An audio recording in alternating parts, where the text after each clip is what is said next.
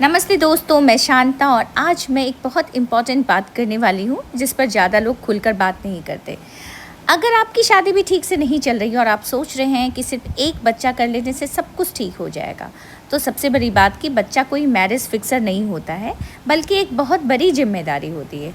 अक्सर कपल सोचते हैं अगर उनकी शादी में प्रॉब्लम है, वो सोचते हैं कि एक बच्चा आ जाए तो सब कुछ सही हो जाएगा। बच्चा आने का मतलब एक नई रिस्पॉन्सिबिलिटी होती है, एक नई खुशी होती है और वो सोचते हैं कि अगर ये सब आ जाए, हमारे यहाँ एक खुशी आ जाए, तो हमारी जो प्रॉब्लम्स हैं वो सब सॉल्व हो जाएंगे। लेकिन दोस्तों, हम आपको एक न्यूरो साइंस की बात बताते हैं कि जब हम इमोशनली स्ट्रेस होते हैं, जैसे हमारा मेंटल इशू, जैसे हमारा मैरिटल इशू हो गया, हमारा मेंटल इश्यूज़ हो गए, हमारी फ़ाइट हो गई या हमारा ट्रस्ट प्रॉब्लम हो गया, तो हमारे दिमाग का जो एमिगडाला है वो हाइपर एक्टिव हो जाता है और ये हमारे ब्रेन के का एक इमोशनल अलार्म होता है जो हमेशा फ़ाइट और फ्लाइट मोड में रहता है। इस कंडीशन में जब एक बच्चा आता है तो उस समय हमें डोपामीन या ऑक्सीटोसिन का शॉर्ट टर्म बूस्टर डोज तो मिलता है, पर ये हार्मोन खुशी और बॉन्डिंग के लिए भी जाने जाते हैं।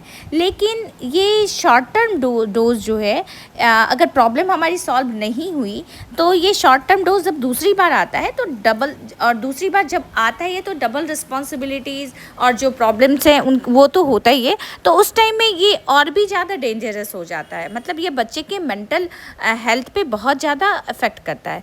मानिए कि जब एक घर ऑलरेडी टेंशन में हो और फिर एक न्यूबॉर्न बेबी की 24 घंटे की रिस्पॉन्सिबिलिटी आ जाए तो मेंटल हेल्थ और रिस्पॉन्सिबिलिटी और भी ज़्यादा फ्रिगल हो जाती है।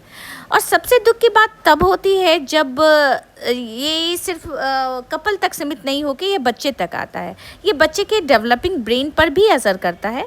बच्चा जब माँ और बाप की लड़ाइयाँ देखता है तो इमोशनली डिस्कनेक्ट फील करता है खुद से और उसका लिम्बिक सिस्टम ओवर एक्टिव हो जाता है। इससे उसका स्ट्रेस रिस्पॉन्स हमेशा हाइट पे रहता है और बड़े होके उसी बच्चे में एंजाइटी, लो कॉन्फिडेंस या इमोशनल इश्यूज आ सकते हैं। इसलिए दोस्तों, अगर आपकी शादी में प्रॉब्लम है तो पहले आप दोनों अपने रिलेशनशिप को ठीक करके एक डिसीज़न लें, उस पर काम करें। काउंसलिंग ले सकते हैं या खुद को इमोशनली हील कर सकते हैं और उसके बाद आप बेबी प्लान कीजिए। आप सोचिए कि बच्चा इमोशनली, मेंटली और फाइनेंशियली जब आप फिट हो तभी आप बच्चे के लिए रेडी हों। एक स्ट्रॉन्ग कपल बनने के बाद ही आप स्ट्रॉन्ग पेरेंट्स बन सकते हैं। आप अपने लाइफ का डिसीज़न वाइजली लीजिए। बच्चा एक जिम्मेदारी है, एक इंसान है, कोई मैरिज पैचवर्क नहीं है। अगर आप इस बात से एग्री हैं तो हमें कमेंट में लिखिए रिस्पॉन्सिबल पेरेंट्स। और आप चाहते हैं कि हम आपके लिए ऐसे ही न्यूरो साइंस से जुड़े पेरेंटिंग और रिलेशनशिप से जुड़े वीडियोस आपके लिए लाती रहूं, तो इस चैनल को ज़रूर